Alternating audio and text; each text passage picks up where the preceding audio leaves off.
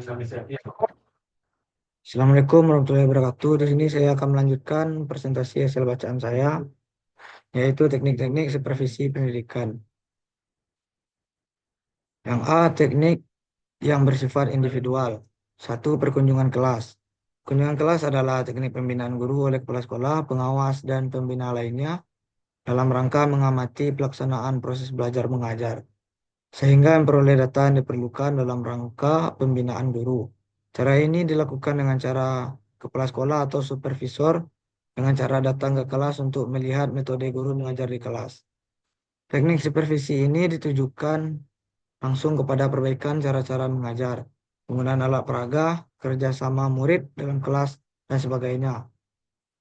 Yang A, tujuan. Satu, mempelajari kekuatan dan kelemahan pelaksanaan kegiatan pembelajaran untuk pengembangan dan pembinaan lebih lanjut. Dua, mengidentifikasikan kendala yang dihadapi sewaktu melaksanakan suatu pembaharuan pengajaran. Tiga, secara langsung mengetahui keperluan guru dan siswa dalam melaksanakan suatu gagasan belajar, mengajar secara efektif. Empat, memperoleh sejumlah informasi untuk menyusun program pembinaan profesional secara terinci. Lima, menumbuhkan sikap percaya diri guru untuk berbuat dan melaksanakan pembelajaran yang lebih baik. B, fungsi. Fungsi dari perkunjungan kelas adalah sebagai alat untuk mendorong guru agar meningkatkan cara mengajar guru dan cara belajar siswa. Yang C, jenis-jenis perkunjungan. Satu, perkunjungan tanpa diberitahu. Kedua, perkunjungan dengan cara diberitahu lebih dahulu. Tiga, perkunjungan atas undangan guru. D, dalam melaksanakan kunjungan kelas terdapat 4 tahap. Pertama, tahap perencanaan. Kedua, tahap pengamatan. Tiga, tahap pelaksanaan. Empat, penganalisisan. Lima, kesimpulan dan penilaian. Yang E, ada beberapa kriteria kunjungan kelas yang baik. Satu, memiliki tujuan-tujuan tertentu. Dua, mengungkapkan aspek-aspek yang dapat memperbaiki kemampuan guru. Tiga, menggunakan instrumen observasi tertentu untuk mendapatkan daya yang objektif. Empat, terjadi interaksi antara pembina dan yang dibina sehingga menimbulkan sikap saling pengertian. Lima, pelaksanaan kunjungan kelas tidak mengganggu proses belajar mengajar. Enam, pelaksanaannya diikuti dengan program tindak lanjut. Dua, observasi kelas. A, tujuan observasi. Satu, untuk memperoleh data yang subjektif. Dua, bagi guru sendiri dapat membantu untuk mengubah cara-cara mengajar ke arah yang lebih baik. Tiga, bagi murid-murid dapat menimbulkan pengaruh positif terhadap kemajuan belajar mengajar. Hal-hal yang perlu dilakukan observasi. Satu, usaha serta kegiatan guru dan murid. Dua, lingkungan sosial, fisik sekolah, baik di dalam maupun di luar kelas, dan faktor penunjang lainnya. Tiga, reaksi mental para siswa dalam proses belajar mengajar. Empat, keadaan media pengajaran yang dipakai dari segi materialnya. Dalam pelaksanaan, observasi di kelas dilakukan beberapa tahap, yaitu persiapan observasi kelas, pelaksanaan observasi kelas, penutupan pelaksanaan observasi kelas, 4, penilaian hasil observasi, 5, tindak lanjut. Cara melakukan dan jenis observasi. 1, menciptakan situasi yang wajar. 2, harus dapat membedakan mana yang penting untuk dicatat dan mana yang kurang penting. 3, bukan melihat kelemahan, melainkan melihat bagaimana memperbaikinya. 4, harus diperhatikan kegiatan atau reaksi siswa-siswa tentang proses belajar. Selanjutnya, pelaksanaan observasi kelas ini melalui beberapa tahap, yaitu persiapan observasi kelas, pelaksanaan observasi kelas, penutupan pelaksanaan observasi kelas, penilaian hasil observasi, terakhir tindak lanjut. Yang ketiga, percakapan pribadi. Tujuan. Yang pertama, memberikan kemungkinan pertumbuhan jabatan guru melalui pemecahan kesulitan-kesulitan yang dihadapi. Dua, memupuk dan mengembangkan hal mengajar yang lebih baik lagi. Tiga, memperbaiki kelemahan-kelemahan dan kekurangan-kekurangan guru. Empat, dalam melaksanakan tugasnya di kelas. Lima, menghilangkan dan menghindari segala prasangkanya yang bukan-bukan. Yang B, jenis-jenis percakapan pribadi. Satu, classroom konferensi, yaitu percakapan individual yang dilaksanakan di dalam kelas ketika murid-murid sedang meninggalkan kelas. Kedua, office konferensi, yaitu percakapan individual yang dilaksanakan di ruang kepala sekolah atau guru, di mana sudah dilengkapi dengan alat-alat bantu yang dapat digunakan untuk memberikan penjelasan pada guru. Tiga, kausal konferensi, yaitu percakapan individual yang bersifat informal, yang dilakukan secara kebetulan bertemu dengan guru.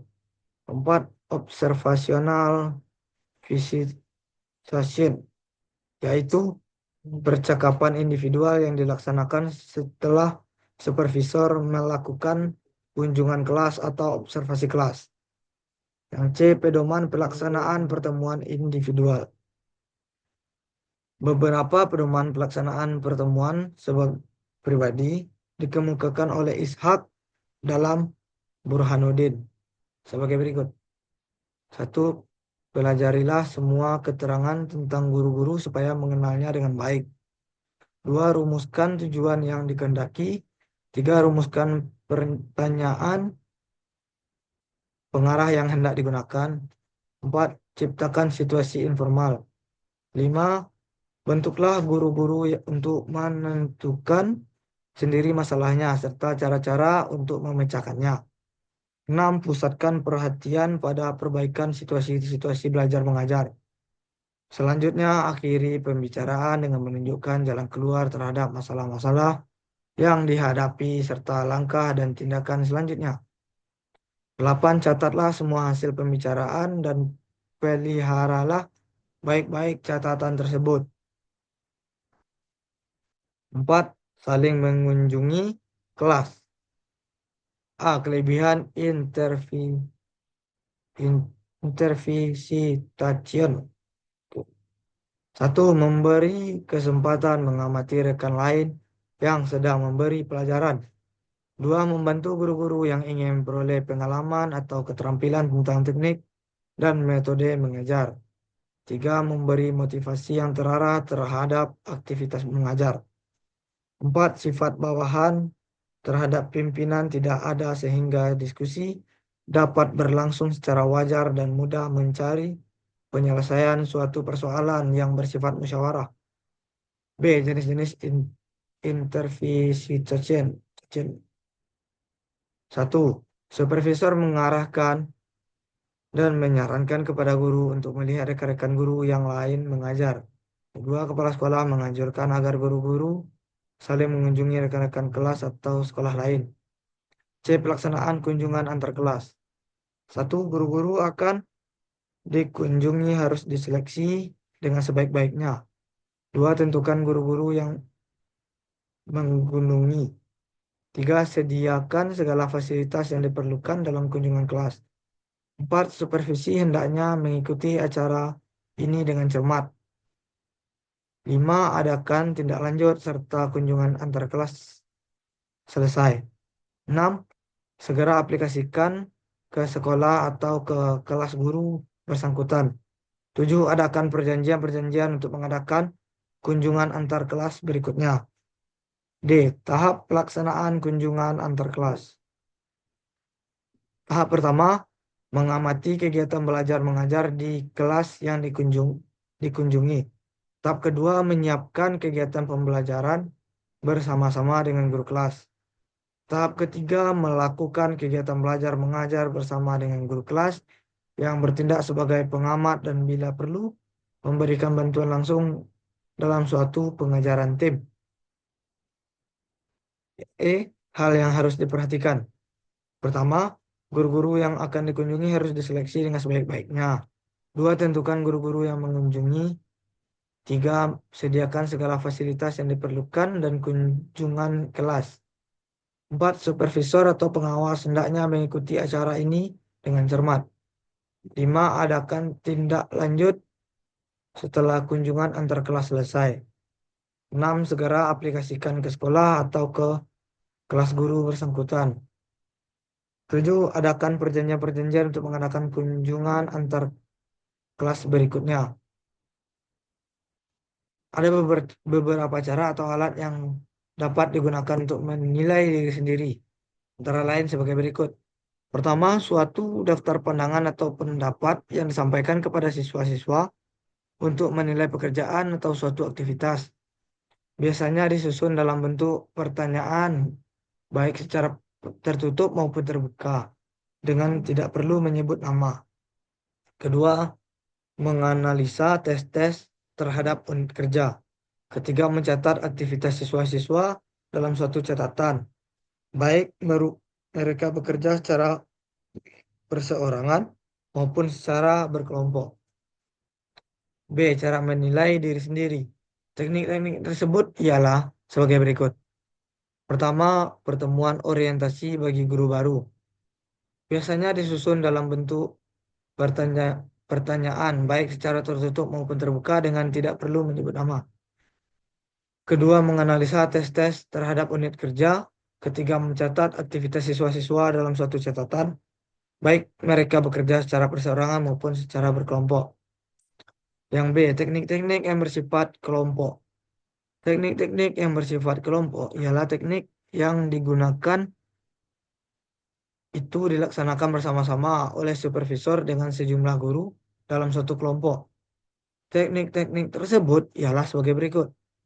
Pertama, pertemuan orientasi bagi guru-guru baru. Kedua, panitia penyelenggara. 3, rapat guru. 4, studi kelompok antar guru. 5, diskusi sebagai proses kelompok. 6, tukar-menukar pengalaman. 7, lokakarya. 8, diskusi panel. Yang A, tujuan panel. Pertama, untuk menjajaki suatu masalah secara terbuka, agar supaya dapat memperoleh lebih banyak pengetahuan dan pengertian tentang masalah tersebut dari berbagai sudut pandangan. Kedua, untuk menstimulir para pendengar dan partisipan agar mengarahkan perhatian terhadap masalah yang dibahas melalui dinamika kelompok sebagai hasil interaksi panelis. Yang C, cara melaksanakan supervisi. Cara melaksanakan supervisi seorang pemimpin tidak sama dengan pemimpin yang lain. Hal ini tergantung pada tipe atau corak kepemimpinannya. Kepala sekolah yang bercorak kepemimpinan atau masa bodoh dan tidak menjalankan pengawasan. Ia membiarkan semua guru dan peserta didik bekerja sendiri-sendiri sesuai dengan kemauannya masing-masing. Ia tidak mengawasi segala aktivitas di sekolah sama sekali. Kehidupan di sekolah kacau, program kerja tidak ada, organisasi dan koordinasi tidak ada. Batas-batas kekuasaan dan tanggung jawab masing-masing kurang jelas. Tidak ada ketertiban. Tidak terawatnya prasarana. Gedung dan halaman tidak terurus dan kotor. Suasana lesu dan hasil pengajaran buruk. Semua karyawan sekolah, termasuk guru-guru dan kepala sekolah, harus berusaha menjalankan supervisi demokratis. Berdasarkan kenyataan bahwa tiap guru adalah orang biasa yang memiliki keunggulan dan kelemahan, mempunyai sifat-sifat positif dan negatif. Guru bukan orang biasa yang memiliki semua syarat bagi seorang pemimpin dan supervisor. Hambatan utama bagi kepala sekolah yang berusaha melaksanakan supervisi demokratis ialah apabila di sekolahnya ada guru yang egoistis, terlalu mementingkan diri sendiri, yaitu mengutamakan kepentingan pribadi seperti penghasilan, pembagian waktu, keuntungan hidup pribadi, dan sebagainya dari tugas utamanya. Kesimpulan, teknik-teknik supervisi pendidikan merupakan alat atau metode yang digunakan oleh supervisor untuk membantu guru meningkatkan kualitas pembelajaran dan profesionalismenya. Supervisi tidak bersifat mengontrol secara otoriter, melainkan sebagai proses pembinaan yang bersifat edukatif, demokratis, dan kolaboratif.